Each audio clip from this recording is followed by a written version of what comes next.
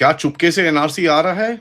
लगता तो कुछ ऐसा ही है क्योंकि एसआईआर के रिजल्ट्स और सुप्रीम कोर्ट की रूलिंग के बाद कुछ दिखता है जिस तरह पे कॉम्पिटेंट अथॉरिटी की डिस्कशंस आगे चल रही हैं, ये है क्या? और इससे आगे जाके क्या गेम खेली जाएगी? चलिए बात करते हैं। नमस्कार, जय हिंद, जय Bharat and welcome to Deaf Talks. देखिए, पॉपुलेशन वेरिफिकेशन सिस्टम जो है, धीरे-धीरे, चुपके-चुपके करके उसको आगे लेके जाया जा रहा है। भारत की जो सबसे बड़ी प्रॉब्लम है कि यहाँ पर आइसोलेट करना इल्लीगल इमिग्रेंट्स को और उसके बाद हटाना। इनको जो 3 डीज़ का नाम लिया गया है, detect, delete, deport. Detect, delete, deport को किस तरह आगे लेके जाया जाएगा और एसआईआर किस तरह उसमें बैठता है, आइए ज़रा बात करते हैं। देखिए, अभी तक जो आंसर था इसका और जिस तरह से ये पूरी गेम आगे जाती थी कि भई गवर्नमेंट के जो डेटाबेस थे उसके अंदर कभी काफ़ी सारे ऊपर-नीचे थे और ड गवर्नमेंट के पास डेटाबेस हमेशा होते हैं।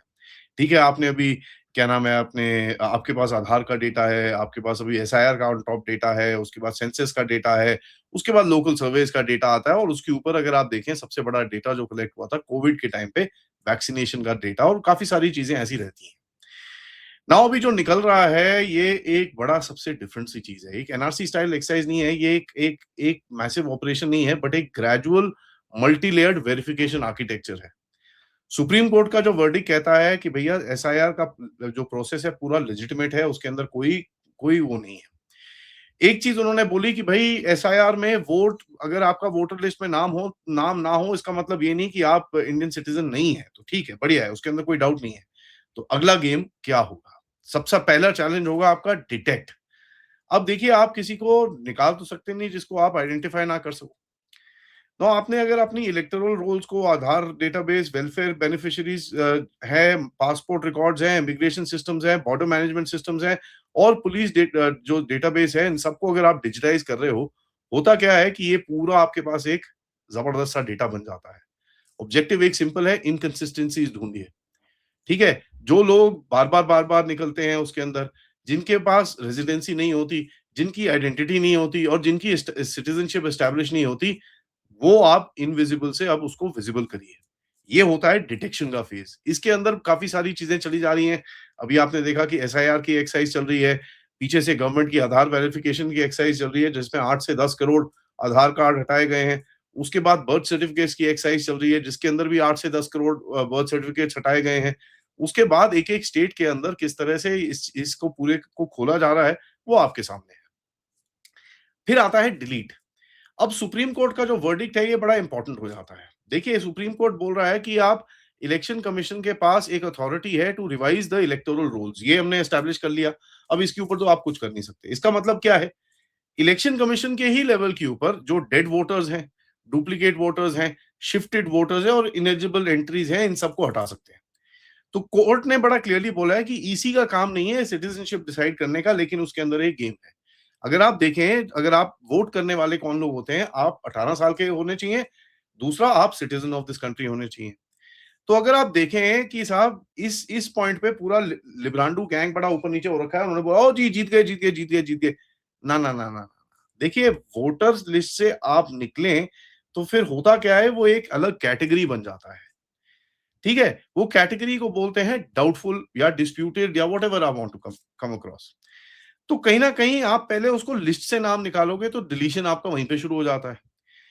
डेटाबेस में अगर आपका नाम एक जगह पे डिलीट होता है, फिर अगली बाकी जगहों के अंदर टेस्टिंग शुरू हो जाती है कि भैया ये क्या है? और ये इम्पोर्टेंट क्यों है? क्योंकि देखिए वोटिंग जो है इलेक्शंस ही नहीं है, काफ़ी बड़ा गेम है कि जहाँ पर इलेक्टोरल रोल्स जो हैं आपके, एक लार्जेस्ट सिटीज़नशिप लिंक डेटाबेस एक इस गे देश के अंदर बनता है। और हिस्टोरिकली अगर आप इसको देखें, वोटर लिस्ट एक पावरफुल इंडिकेटर है, किस चीज़ के लिए? कि भैया कितने लोग वोटर हैं आपके। डेड, शिफ्टेड, डुप्लीकेट ये वो कर-कुरा के कितने लोग अभी आपके वोटर हैं।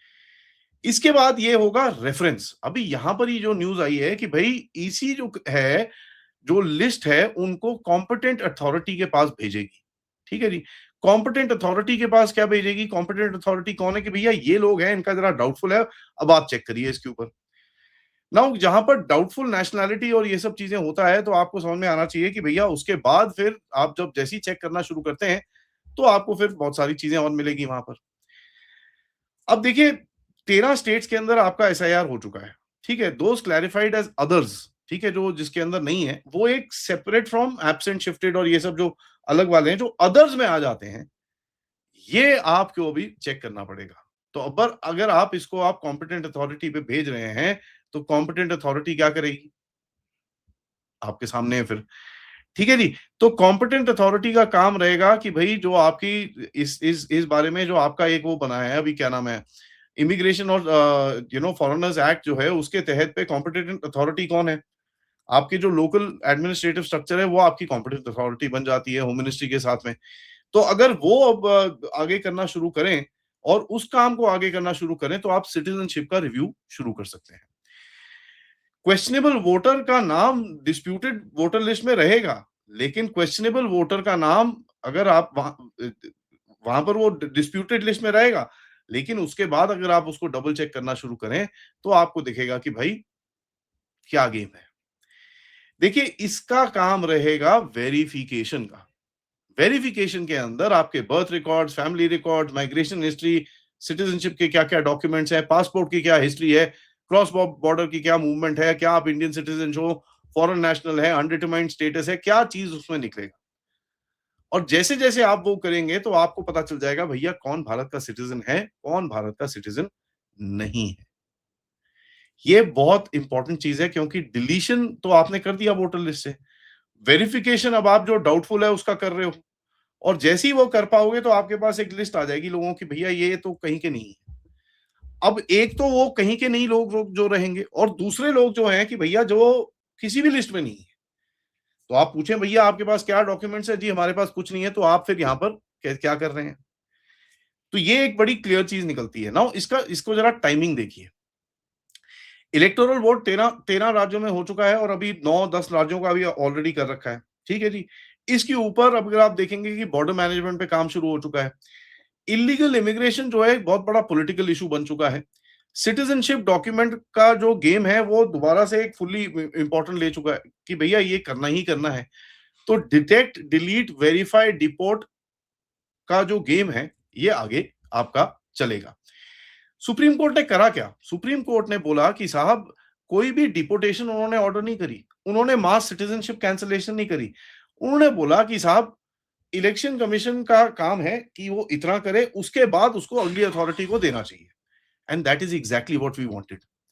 तो यहां पर जो अगली अथॉरिटी आएगी, which will be the Ministry of Home Affairs, जिसके पास ये पूरा डेटा आएगा, वो बैठ के अपनी तरह से वेरीफाई करेगा और पता चलेगा कि भैया कौन कौन यहाँ पर होना चाहिए, कौन कौन नहीं। अब जो तो होना चाहिए वो तो बढ़िया है, बल्ले बल्ले, नो प्रॉब्लम। जो तो नहीं होना चाहिए, फिर आपको समझ में आएगा कि उनके साथ होगा क्या। आज एमईए की तरफ से भी एक स्टेटमेंट आया कि भैया जो भारत में इतने सारे इलीगल्स रह रहे हैं, उनका क्या करेंगे। भाई उन्होंने भी बड़ा क्लियरली बोला, भाई इन अकॉर्डिंग्स टू द लॉ, जो हमारा लॉ है, हम उसके हिसाब से उनको डील करेंगे ना। अगर इन अकॉर्डिंग्स टू द लॉ आप उनके साथ डील करना चाह रहे हैं, तो आपको फिर पता चलना चाहिए कि भैया उनके साथ क्या होगा। It is very simple. तो जैसे जैसे ये एसआईआर की एक्सरसाइज आगे जाएगी, तो आपको समझ में आना चाहिए कि साहब किस तरह से आगे गेम जाएगा। ना होगा क्या, कैसे इसको करेंगे आगे, अभी इसको जरा हमको ध्यान से देना पड़ेगा। देखिए चक्कर क्या है कि आपको बड़ा क्लियर और बड़ा एकदम एकदम स्पेसिफिक होना होना पड़ेगा कि साहब किस तरह से इनको आगे भेजना है। तो कई लोग तो आपको ऑलरेडी दिख रहा है, और मैं आपको रिपोर्ट कर रहा हूं कि भैया इतने लोग भाग रहे हैं, उतने लोग भाग रहे हैं, यहां से भाग रहे हैं, वहां से भाग रहे हैं। All that we are already see. Next thing is, जो आपको अपने आप डिपोर्टेशन करनी पड़ेगी, जहां पर आप जाके लोगों को पकड़ोगे, you will find them, catch them, and you will send them.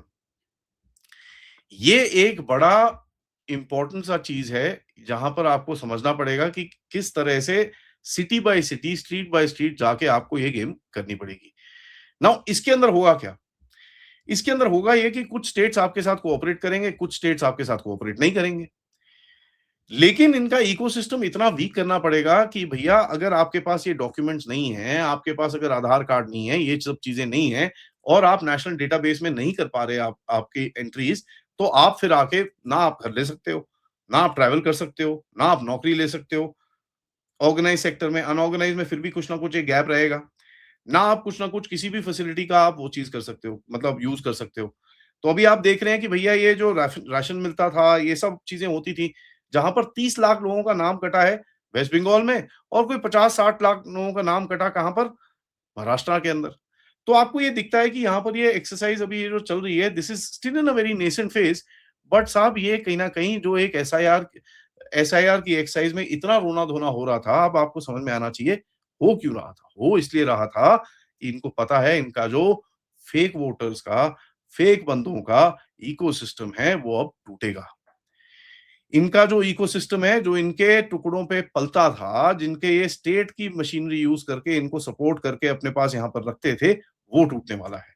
अब वो टूटेगा तो साहब पावर टूटेगी, पावर टूटेगी तो आपकी स्ट्रीट पावर है वो और टूटेगी, वो और टूटेगी तो फिर आपको समझ में आना चाहिए कि भई पॉलिटिक्स किस तरफ इस जगह पे जा रही है। इस क्रैकडाउन के बारे में हम बहुत टाइम से बात कर रहे हैं कि ये होना चाहिए और ये छुपा हुआ एनआरसी है। इसके अंदर कोई डाउट हमको होना नहीं चाहिए। Thank you for watching this. Video को लाइक करिए, सब्सक्राइब करिए and share this with your friends and families end of course if you can support the channel please do that. आप क्यूआर कोड यूज कर सकते हैं या फिर PayPal या फिर सुपर स्टिकर्स या सुपर चैट से आप सपोर्ट कर सकते हैं। मिलते हैं थोड़ी देर में, तब तक नमस्कार, जय हिंद, जय भारत।